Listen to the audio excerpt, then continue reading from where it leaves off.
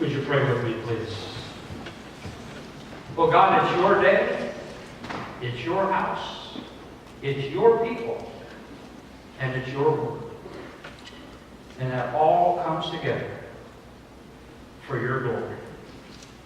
Open our hearts and our minds as well as our ears to your sacred word this day, so we may once again see your grace and your glory. And it's in the name of Jesus I pray it all. Amen. Last year I think we did a couple series. I think Pastor Becky did one, and then I followed up with one where we both preached to you about some of the things in the story of Moses. And this week, as I was sitting down getting ready to work on this message, I went back to Moses, and I got to thinking, I liked his job.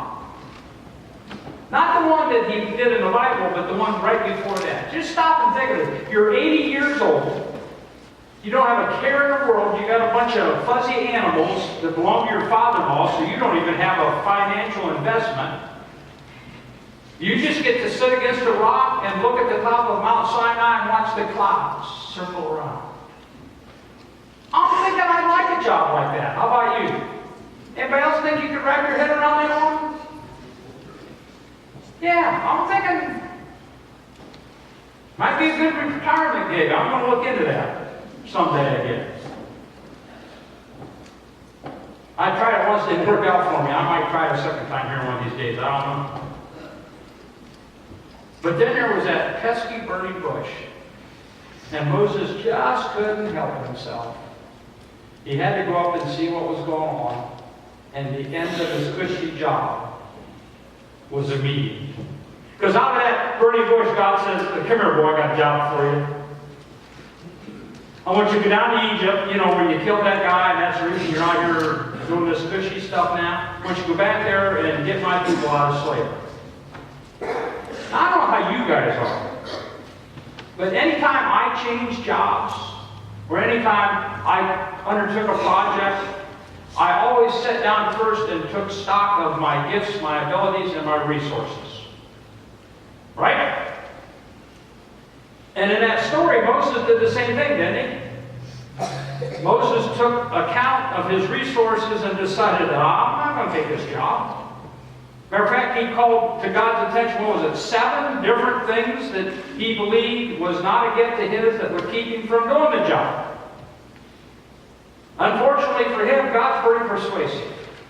If you talk to just about any pastor somewhere in their call statement, they will tell you that they heard it the first time, but then they ran away for a while until God hit them with a 2x4 and got them back on track. It's natural to say, I can't do that. Because we don't think we have resources, especially for something as important as doing God's Word. We have a tendency to kind of shy away from it because we get that inferiority complex, like he's God. Not sure I want to work for him. Pretty demanding. Most of the calling he calls us to is pretty huge.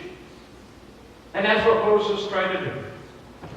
But he got convinced by God to go do it. He went down to Egypt. He talked numerous times. And after God sent a few plagues and a couple other things, he finally got the people out and takes them out into the desert.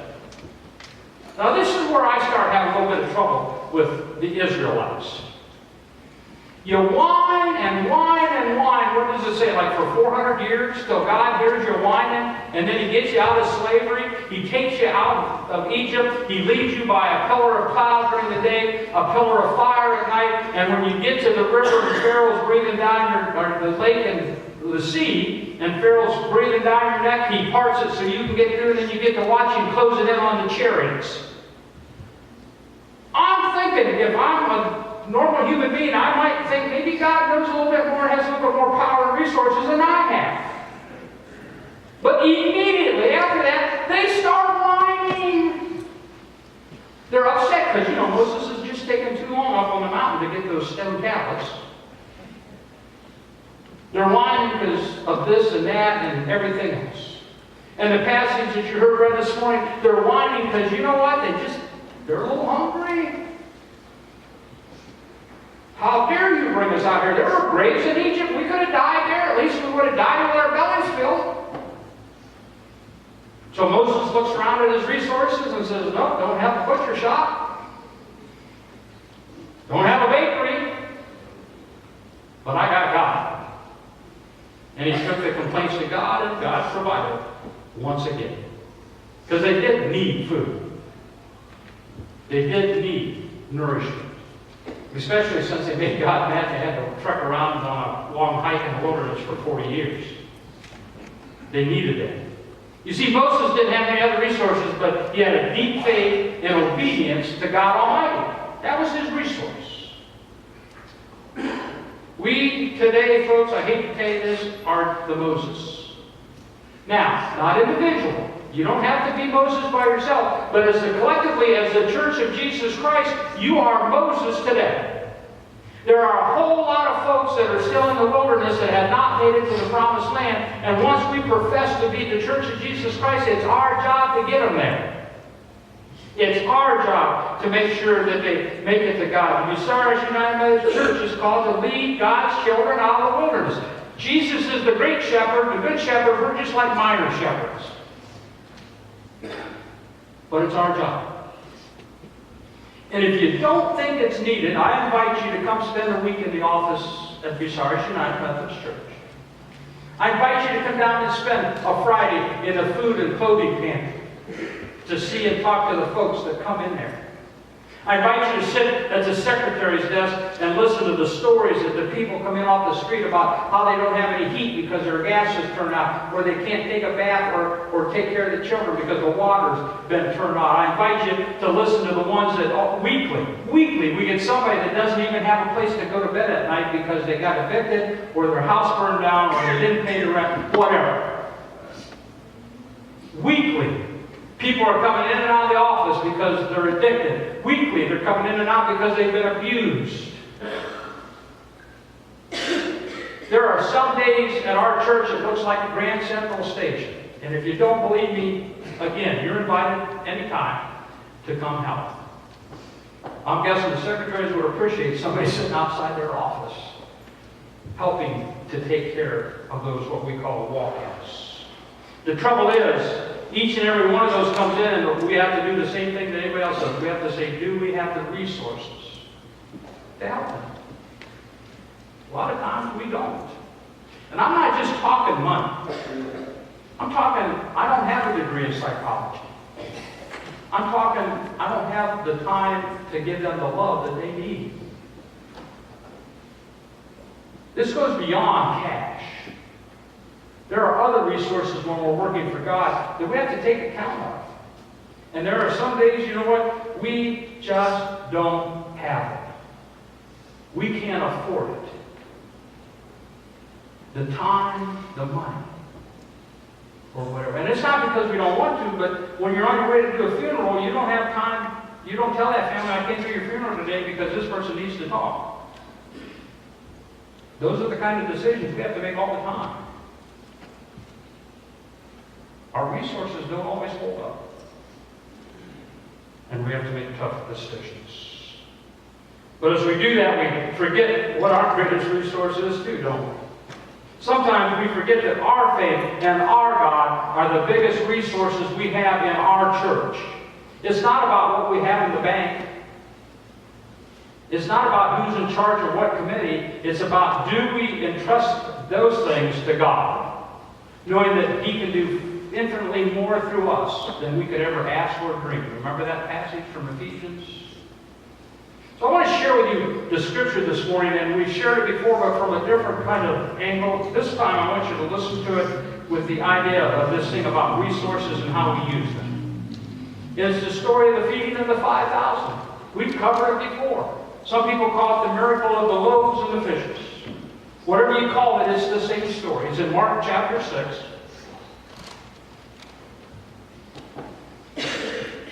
And it reads like this. The apostles returned to Jesus from their ministry tour and told him all they had done and taught. Then Jesus said, let's go off by ourselves to a quiet place and rest a while. He said this because there were so many people coming and going that Jesus and his apostles didn't even have time to eat.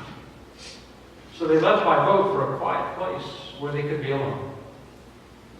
But many people recognized them and saw them leaving, and people from many towns ran ahead of them along the shore and got there ahead of them. Jesus saw the huge crowd as he stepped from the boat, and he had compassion on them because they were like sheep without a shepherd. So he began teaching them many things. Late in the afternoon, his disciples came to him and said, "This is a remote place and it's already getting late. Send the crowds away so they can go to the nearby farms and villages and buy something to eat." But Jesus said, "You feed them." "With what?" they asked. "We'd have to work for months to earn enough money to buy food for all these people." "How much bread do you have?" he asked. "Go and find out." They came back and reported, "We have 5 loaves of bread and 2 fish." Then Jesus told the disciples to have the people sit down in groups on the grass. So they sat down in groups of 50 or 100. Jesus took the 5 loaves and 2 fish, looked up toward heaven and blessed them. Then breaking the loaves into pieces, he kept giving the bread to the disciples so they could distribute it to the people. He also divided the fish for everyone to share. They all ate as much as they wanted. And afterward, the disciples picked up 12 baskets of leftover bread and fish. A total of 5,000 men and their families were fed from those loaves. So here's the scene. Jesus had sent his 12 out on a mission. He'd been teaching them, and he sent them out. You go teach, you go preach, you go cast out demons. And they did. And they came back after that ministry tour, and I'm guessing that there was kind of a combination between excitement and exhaustion. Excitement over what they were able to do when they proved it to themselves, that even without Jesus there, they could still do that kind of stuff. But exhaustion, because sometimes, folks, ministry will drag your energy to the lowest level there are. It'll make you tired. So I'm guessing at this point they were kind of in that, and Jesus saw that, and Jesus saw that they were hungry. You notice it says that they didn't even have time to eat. And he says, "Okay, let's get out of here. We need to go someplace where we can talk, rest, debrief, eat some food, get your energy back so we can launch into the next ministry." So they get in a boat, and they start out across the lake. Now the trouble is, this lake isn't a giant lake. Even the Sea of Galilee is just a lake. And all around the shore are a bunch of villages. So the people that saw them get in the boat here and saw where they were headed, start running. Back then, they didn't even call it jogging. It was a mode of transportation. And they run around the shore of that lake. And at each village, they say, "Jesus is going over there," and everybody starts following. And by the time he got there, there were more people in that crowd than the one he was trying to run away from back here. Now, if I'm Jesus, I'm going to be a little, at the very least, perturbed. I might even be angry. Instead of finding peace and rest, I find noise and chaos when I get there.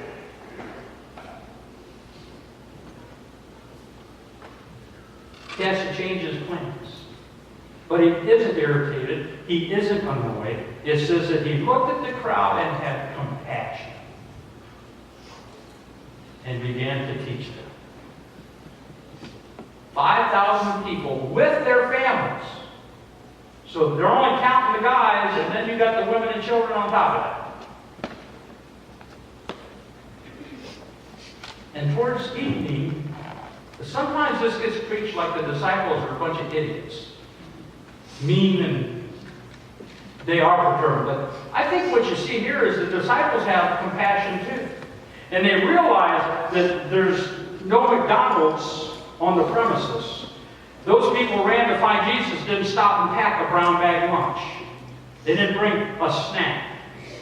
And in that day and age, even like it is today, you probably didn't want to be out in some portions of that geography by yourself, or you're going to get waylaid by thieves. Remember the story of the Good Samaritan? So they say, "Hey, Jesus, you need to wrap this up because these folks got to get back to their house where they can eat before dark." And this is where Jesus utters that command. Now you feed them. Now we know that Jesus did not have a big treasury. If you read through the rest of the gospel, it says that they depended on everybody else for their food and their place to sleep. Matter of fact, the one portion of the crucifixion, the narrative that begins the Passion, tells you that Judas was the treasurer and they never had money because he used to steal some of it. So they know they don't have any money to go buy bread and bring it back. Matter of fact, you can see on there that he surmises that it would take them quite a few months to work hard enough to get enough money to provide a meal for that many people. That's even more than you ladies cook at a funeral dinner. This is a lot of food. And they go back, Jesus, man, there's no way. We can't do this. And Jesus said, go tell me what your resources are. Have you done inventory? And they come back with 5 loaves of bread and 2 fish. Now here's where we have to catch as the church. What did they do with those 5 loaves of bread and 2 fish?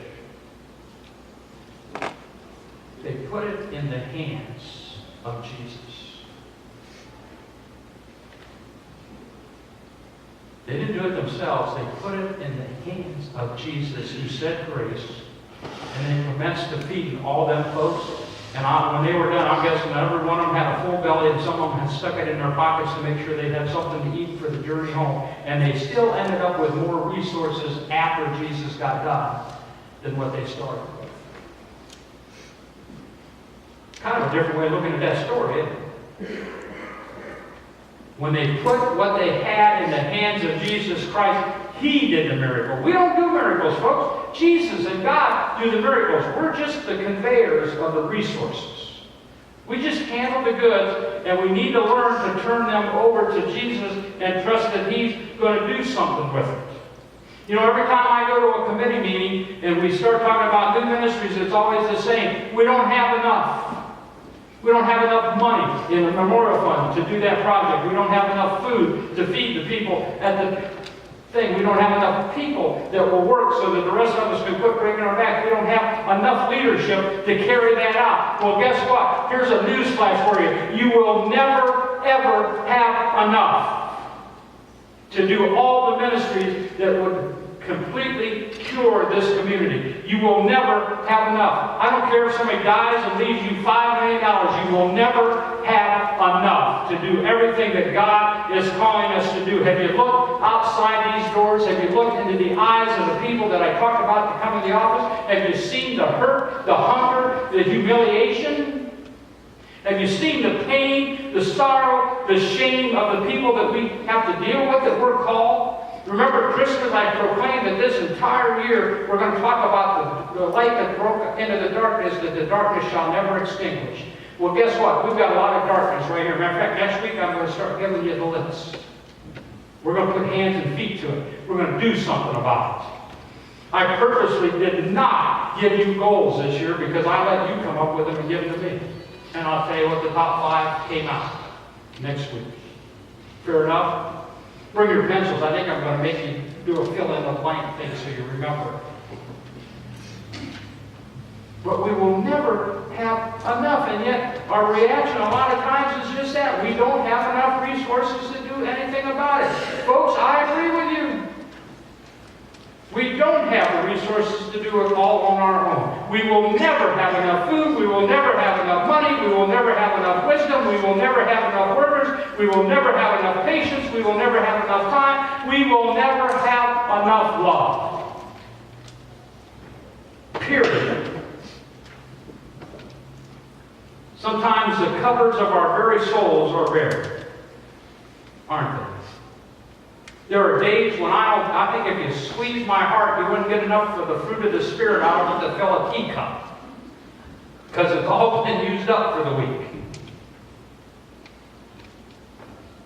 So how, knowing that sometimes our bread basket is empty, how are we going to fulfill the mission to be God's love in action? The answer is pretty simple. by following that story. By taking what resources we do have and putting them in the hands of Jesus Christ instead of in ours. He just trusts us to it. It was his nickel to start with.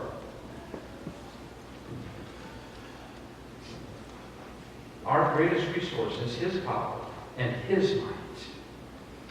We will never have enough to do God's work. But when we put our resources in the hands of Jesus, he multiplies them. He does miracles with them. He takes care of people with them and always has leftovers for the next mission. Don't forget that part of the story, too. I don't need to have a full breadbasket. I just need to have a soul and a heart full of faith and love that will enable me to trust what I do have to the miracle worker of the universe. It's as simple as that. It's as simple as that. We will never have enough to do God's work based solely on our own resources and abilities. We are not smart enough. We are not wise enough. We are not loving enough. We're not funny enough. We're not patient enough. And we're not rich enough. But with Jesus, never enough is always enough. Did you catch that? Never enough is always enough.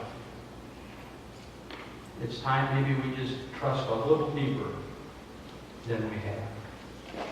Amen. Amen.